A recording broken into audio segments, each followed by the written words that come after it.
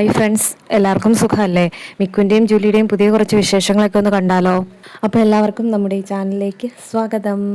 പപ്പീസിനൊക്കെ ഇഷ്ടപ്പെടുന്ന ഒത്തിരി ആൾക്കാരുണ്ടല്ലേ നമുക്ക് ചുറ്റും. അപ്പം പപ്പീസിനെയൊക്കെ പുതുതായിട്ട് വളർത്തുന്നവരുണ്ടായിരിക്കും, ഒത്തിരി വർഷങ്ങളായിട്ട് പട്ടിക്കുട്ടികളെയൊക്കെ വീട്ടിൽ വളർത്തുന്ന ആൾക്കാരുണ്ടായിരിക്കും.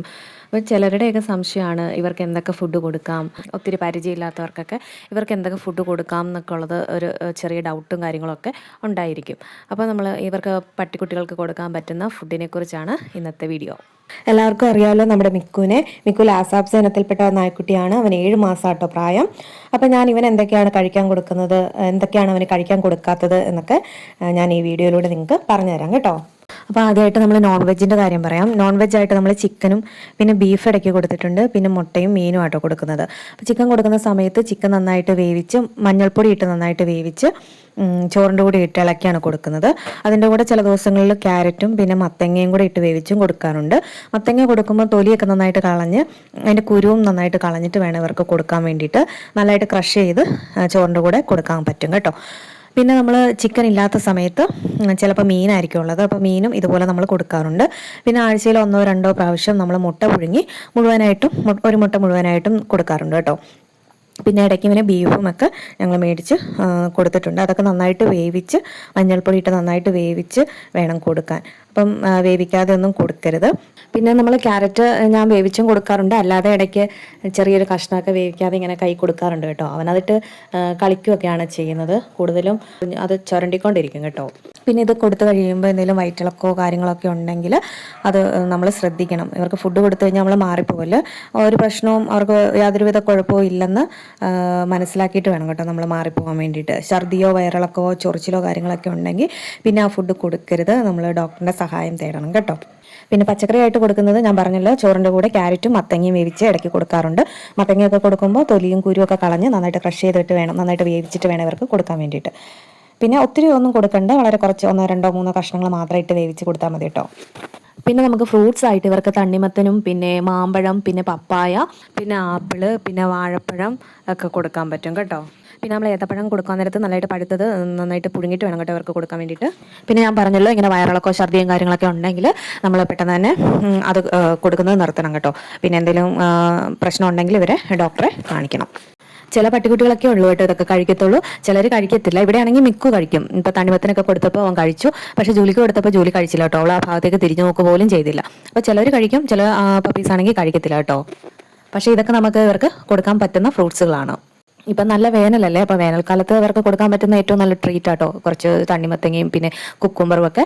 ഞാൻ പറഞ്ഞ പോലെ തന്നെ കുരുവും തൊലിയൊക്കെ കളഞ്ഞിട്ട് വേണം കേട്ടോ ഇവർക്ക് കൊടുക്കാൻ വേണ്ടിയിട്ട്. പിന്നെ നമ്മൾ ഒത്തിരി മധുരമൊന്നും ഇവർക്ക് കൊടുക്കാൻ പാടില്ല. അപ്പം ഈ ഫ്രൂട്ട്സിലൊക്കെ ധാരാളം മധുരം അടങ്ങിയിട്ടുണ്ടല്ലോ, അപ്പം നമ്മൾ ഒത്തിരി ഒരുപാടൊന്നും ഇവർക്ക് കൊടുക്കരുത്, വളരെ കുറച്ച് കഷ്ണങ്ങൾ മാത്രം ക്രഷ് ചെയ്ത് കൊടുത്താൽ മതി കേട്ടോ.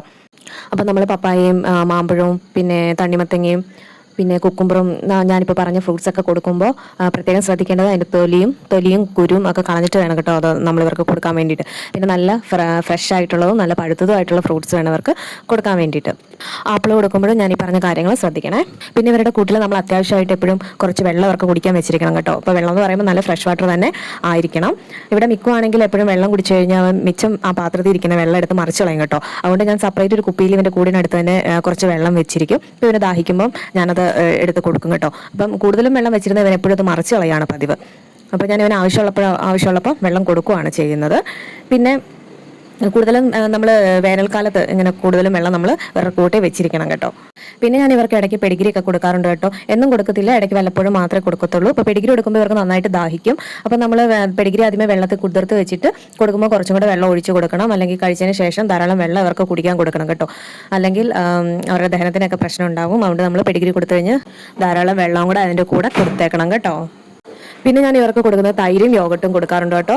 അപ്പം തൈരും യോഗട്ടും 2-3 ദിവസമൊക്കെ കൂടി അങ്ങനെയൊക്കെയാണ് കൊടുക്കുന്നത്. അപ്പോൾ 1-2 സ്പൂണൊക്കെ വെച്ച് കൊടുത്താൽ മതി. അത് ഇവരുടെ വയറിനൊക്കെ നല്ലതാണ്, ദഹന പ്രശ്നങ്ങളൊക്കെ ഉണ്ടെങ്കിൽ അതിനൊക്കെ നല്ലതാട്ടോ. പിന്നെ ഇത് കഴിച്ചു കഴിയുമ്പോൾ എന്തെങ്കിലും വയറിളക്കോ കാര്യങ്ങളൊക്കെ ഉണ്ടെങ്കിൽ അത് നിങ്ങൾ ശ്രദ്ധിച്ചോണം.